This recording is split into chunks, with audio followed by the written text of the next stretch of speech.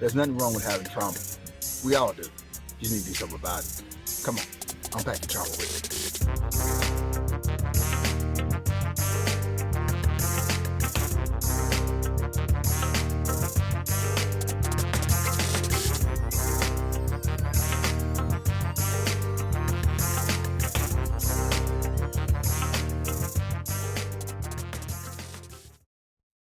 All right, all right. Welcome to another episode of My Turn to Talk. I'm excited today. You know, as all of the episode, I'm excited. Today, I'm excited because we got our first female guest. You know, making history. That's give me a right. hard time, so we gonna put some women on the show. I had to break up this all boys club. Oh my God! Here we go. We got stuff. I'm excited. I'm gonna tell you what these. First of all, I'm gonna let them introduce themselves first, and then I'm gonna give you a little more history about them. But again, you know, we got the co-host here, Rodney Johnson. Again, we're excited. Still doing really good. I think we only got 23 videos. We're already at 14.6. Over 14,000. Yeah, followers already, and so that's doing really well. Yeah, we're excited. We got some other things we're working on, but today we're going to talk about helping men unpack their health from the physical perspective, which also can affect you mentally if you don't have your physical health together. And so we're going to really look at some really good topics of colon cancer, prostate cancer, early warning signs of diabetes, and things of that nature. So again, we're excited about getting started, and again, hey, let's get ready to tune in, and let's have a wonderful time. Rodney, you have anything to say? Just so you know, some I guess we hear some background noise, so if you got anything in the background, just kind of on that part. Yeah. Well, I'm saying welcome to the guests, and I'm excited.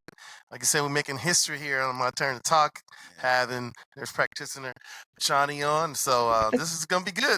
Oh yeah, because people asked about it, so it's good. It's all good. That's good. Yes. Thank you for having me. Let's start with Shawnee Logan. Tell us who you are. Tell the guests who you are. Yes, so my name is Shawnee Logan. I am a board certified family nurse practitioner, but I am a subspecialty of cardiovascular medicine, and I work as a cardiothoracic surgery nurse practitioner. Awesome. And what you like to do for fun? Eat. You know what? That's such a good question because it's all in perspective, right? So it just depends on the day. You know, if I have been overworked, my activity of fun is just being a vegetable in the bed and just watching TV and just decompressing and just, filling up my social battery and recharging. And there are days where I just want to be out and about. I really like a lot of outdoor activities, from zip lining to hiking to parasailing, and or wine tasting, spending time with my friends and family. So it just depends on the day. Yeah, I love it. Dr. Botanica, tell us about yourself, sir. Well, I am a complementary alternative health practitioner. Receive education and training in traditional Chinese medicine from the International College of Traditional Chinese Medicine in Albuquerque. And then starting in the late 80s, have been in the natural product industry for about 30 years.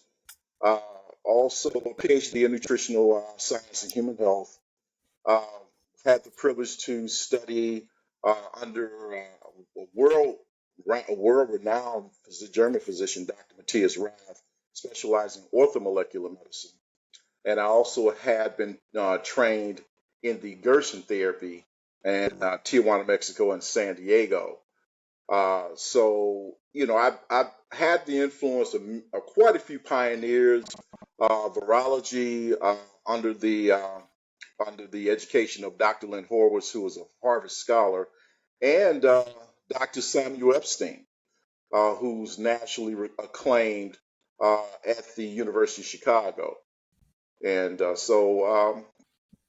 published a couple of books. My very first book, as you know, was titled Medicine in 2005, that was endorsed by Dick Gregory. And my second book, Stealing a Woman's Treasure, pretty much how toxic body care, cosmetics, hygiene, and synthetic foods are ruining your health. And published that. Both books will be reprinted or going into the second publication the latter part of this month, beginning in October. My background, of course, music.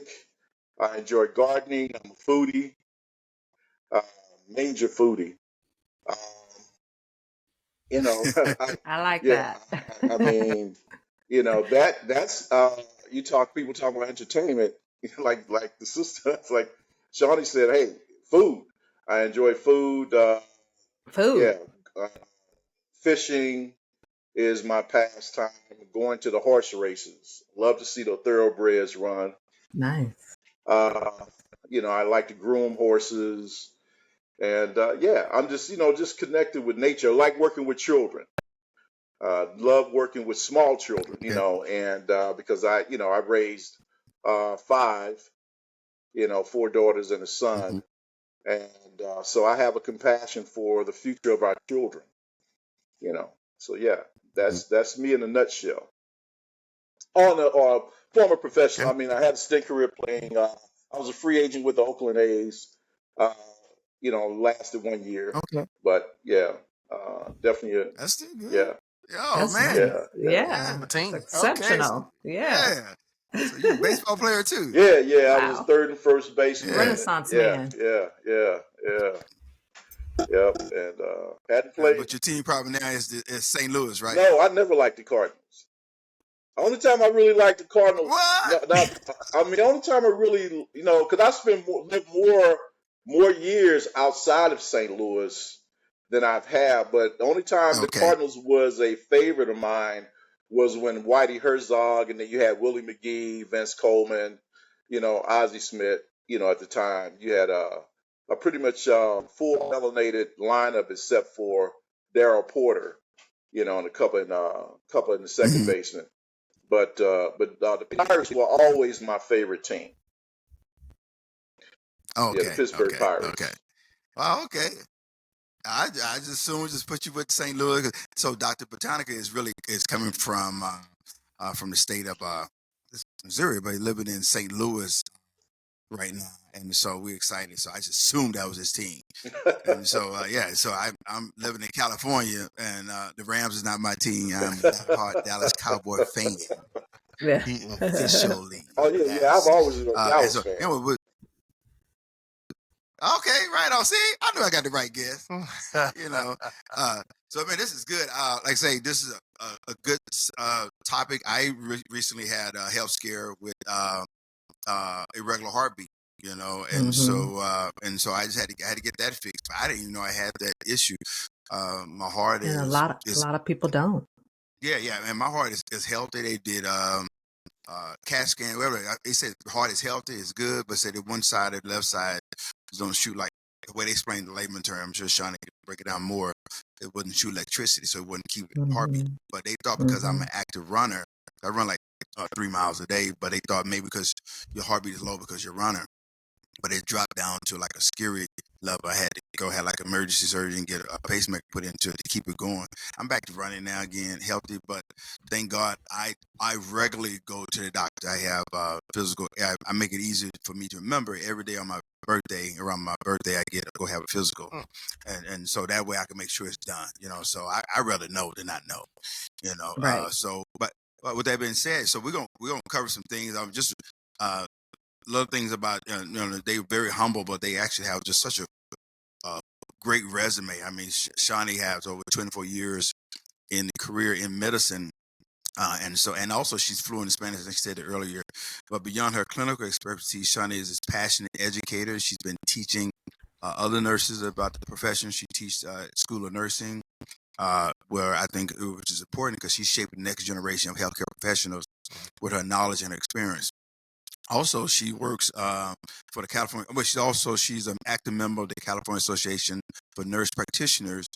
She served as a student and represented and also PR marketing chair. For 2024 to 2026, she's the vice president around leadership. And I might be messing it up a little bit, but currently Shawnee works and this is one I was trying to get this word right, Shawnee. So jump in. Me and my daughter we was trying to figure out how to say it. She figured it out, but she works as a cardio Thoracic. Thoracic. Okay. Thoracic, yeah. Thoracic. Okay. Cardiothoracic. Thoracic, yeah. Thoracic. Yeah. So, see, I'm like Ebonics. Cardiothoracic. Got it. Yeah, there we See, go. yeah, break it down. See, Yeah. thank you. Break it. 'Cause you know, You know, we hear yeah. first you like Jurassic. Wait a minute. Yes. Huh? See, sometimes you know how to break it up so I can understand. Yes, Break right. it. Yeah. Cardiothoracic. See, I got it. She broke the Cardiothoracic. cardiothoracic. Yeah. Thoracic, yeah. Now, what is So it now? I like Yeah. to simplify it. I like to simplify and say heart and lung surgery. Okay. And you know So what? I that's was what going to we do that, do. but I wanted to Yeah. sound like I was intelligent, you know. You are. You said you did it right. Cardiothoracic. That's what you said. Yeah. Got So it now. cardiothoracic surgery nurse, a practitioner as a level 1 trauma center. So we definitely got an expert in regards to heart. He's been a guest on the Bernie Hayes radio show. Going to talk about natural health care. He's been a guest on the Smiles TV with Stephanie Smiles. Discussion on nutrition for cancer. Media spokesman and representative for today. He's been a special guest with the late Dick Gregory on Respect for the Life Talk Show in Washington, D.C. and New York. He's been a special guest on House Calls with Dr. Valerie Walker, MD. He's been co-host about Your Health Talk Show. And then he also did a special guest discussing environmental and food toxicity, how it wreaks havoc, and then how herbal medicine can improve your health. And so again, so he has a great background. You're in good hands today. I think we'll see it from 2 different lenses from both of these great speakers. And so, yeah, so let's get right into it. That's the first one I want to kind of talk about. I want to hear you guys' viewpoint about cardiovascular disease, you know, because about they said approximately half of all adults in the United States have some form of cardiovascular disease. And then I also read when I found out about my scare that a lot of African American people have a lot of issues with health that we don't talk about in our community. So again, so what do you guys thought about cardiovascular diseases and how it can increase your risk for heart attack and stroke? Well, when we talk about cardiovascular disease, it is one of the number one silent killers, especially for African American.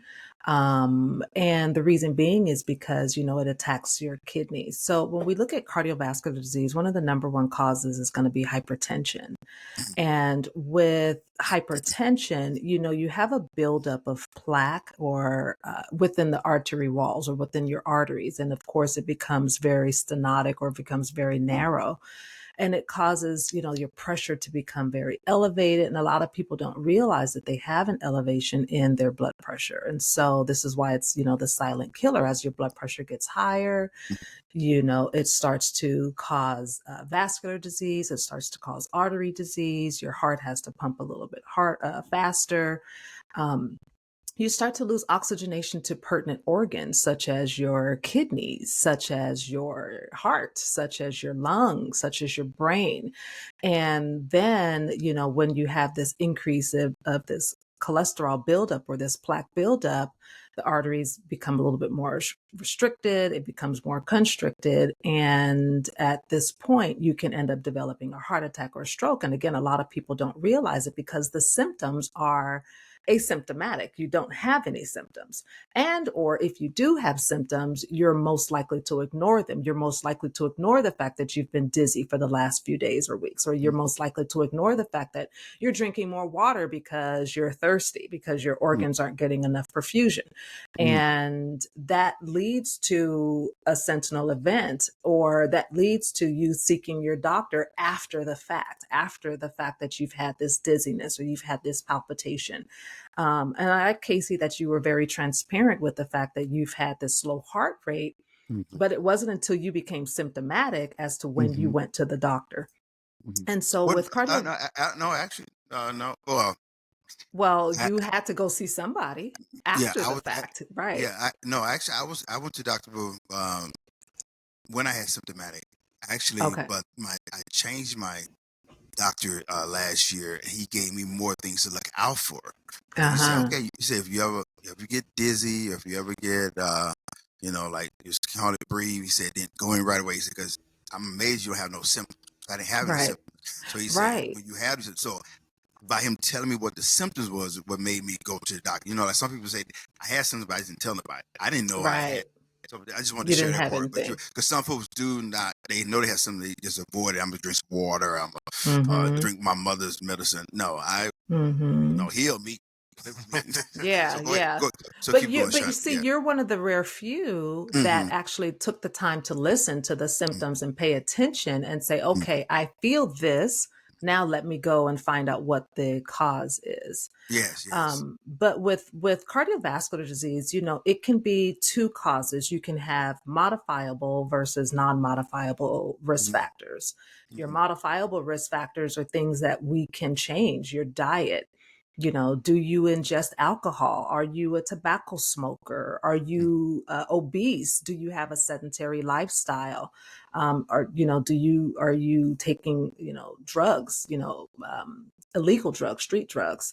And then Mm-hmm. you have your non-modifiable. We can't change our age. We can't change our genetic. We can't change our It's race. good. It's good. And so these are some of the aspects that contribute to cardiovascular disease. Mm-hmm.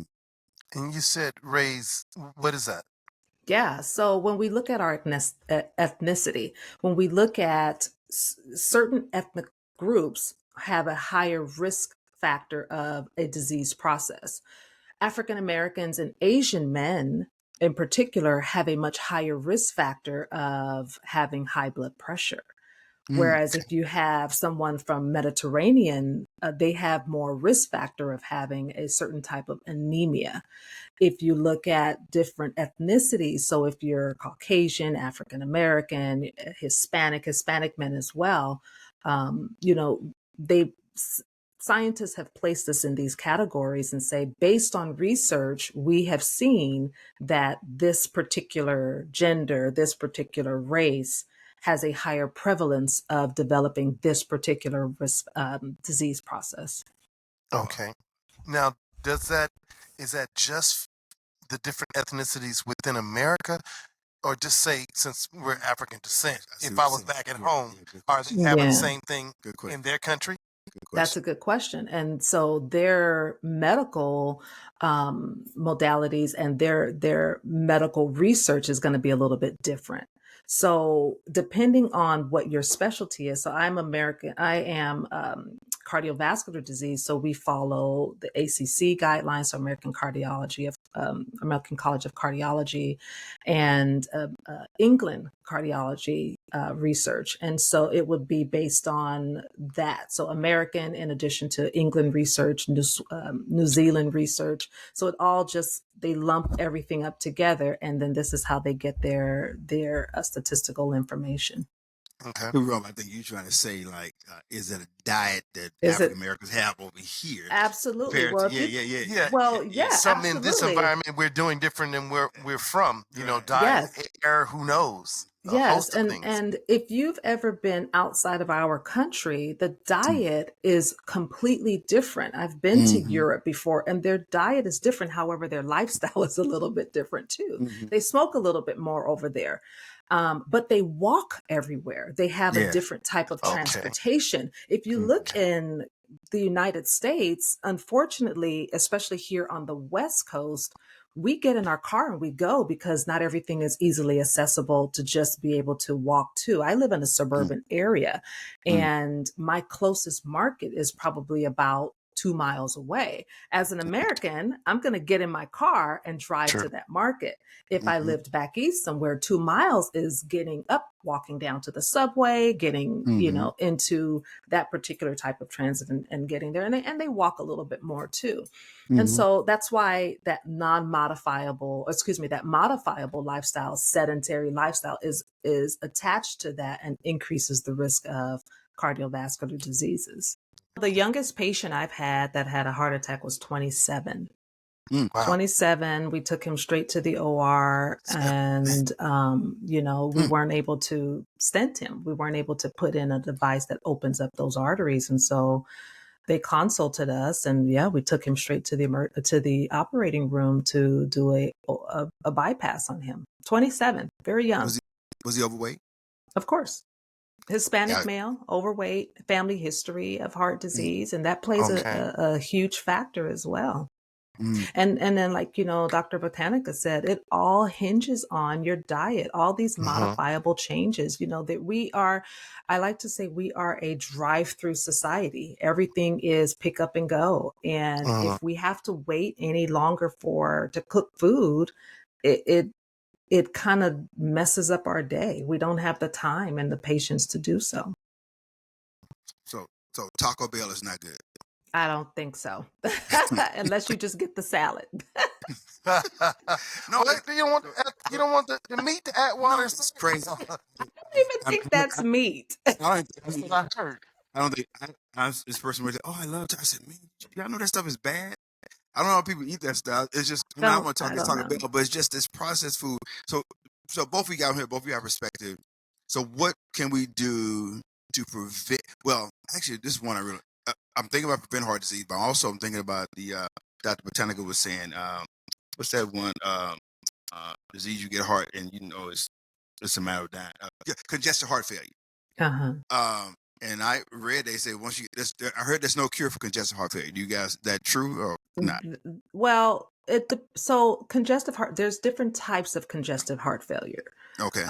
You have compensated versus decompensated, but you can, if you have decompensated heart failure, which means that, the muscle of the heart, the left atrium. So your left atrium is what contracts very, very forcefully, and it ejects the amount of blood that's circulating out of the left atrium into the aorta and down through the rest of the body in a 1 minute time frame and back into the heart. And so if that muscle is stretched out and it is not functioning properly, then congestive heart failure can become, it can worsen. It can definitely progress. We can definitely, with medication and with lifestyle change, we can definitely prolong congestive heart failure. However, depending on the stage and how much of a function you have in your heart will determine your viability, will determine your prognosis. So it just depends. Okay, so how do we stop before we get to how do we prevent congestive heart failure? What are your thoughts about that? So for both of you guys? The number one cause. So going back to artery disease, everything always hinges around blood pressure.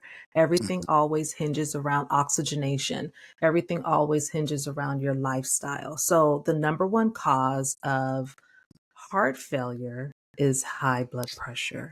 And just like Dr. Botanica said, how do you get high blood pressure? You end up with all this plaque that sits inside of the arteries, and it just becomes very stenotic. It becomes very narrow, and the pressures go up. And when the pressures go up, the muscle is not getting the viability or the oxygenation that it needs. And so the heart's going to pump harder, and it's going to pump harder, and it's going to pump harder. And eventually that left ventricle, that's such a nice size muscle, begins to stretch out, and it begins to get bigger and bigger and bigger.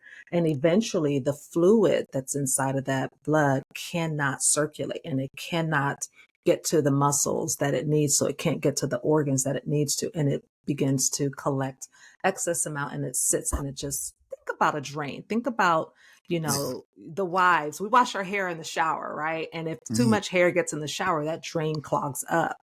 Okay. So same thing with heart failure. If the muscle can't get that blood to eject out within a certain amount of time, it just begins to back up, and it begins to back up.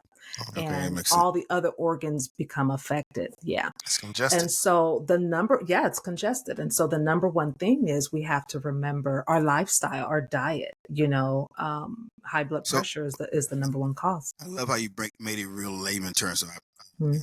That was really good. So it's the build of a plaque is what you're saying? So what caused that build of a plaque? So if we're looking at, there's different factors that attribute to high blood, to congestive heart failure. But if we're looking at the main cause, it will be a collection of plaque buildup. That comes from animal fat. That comes from your diet. That comes from a rupture that happens in that artery. And so if you think about, you have a nice straw, okay? You have a straw. Nothing can break the lumen of that straw. It's very nice and firm. But let's say you try to rip it out the packet and you cause a little hole or tear to get in between that straw. And Hmm. now when you're trying to drink something out of that straw, you ever try to drink a Lost pressure. broken straw Yeah. and it Didn't loses work. that pressure? And so Right. now you're trying to, Yeah, right. And yes, so yes. around it, or Irritate. maybe on the inside of it, there's other things that's trying to collect inside. And same thing happens with your arteries. When there's a break or a tear, then other things get inside of that arterial wall and it Mhm. causes congestion. So we always say plaque builds up in there, cholesterol sits.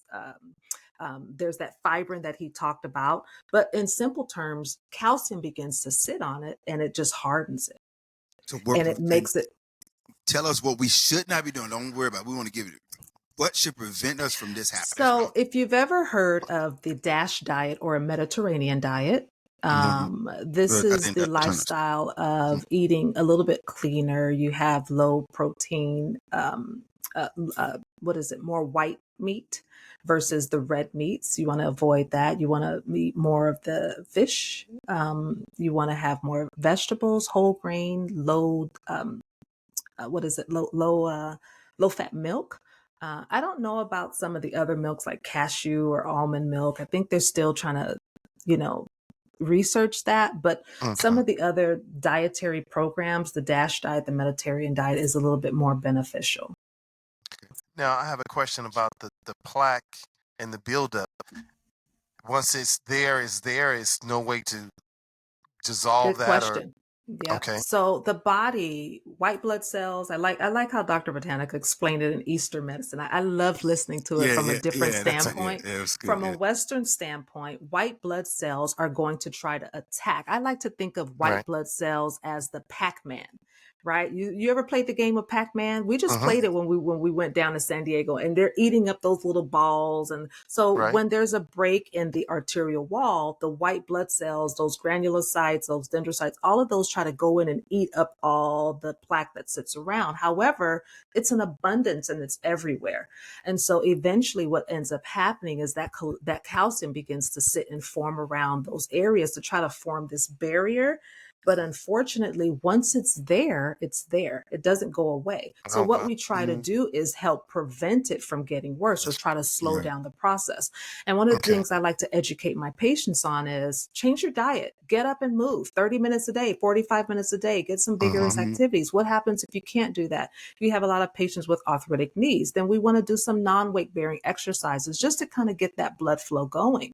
Okay. We may put you on a baby aspirin. For people who don't want to take medication, I would say we try to get them to take things that you can incorporate in your diet. So for instance, your green leafy vegetables have that vitamin K protein in it to kind of get your blood flow going and thin it out. But for people Right. who can't take that because they have malabsorption issues, then we put them on an aspirin regimen, or we may put them on a cholesterol pill so that it can inhibit the formation of cholesterol being produced in your liver. But it all essentially boils down to what is your diet and what is your exercise regimen like?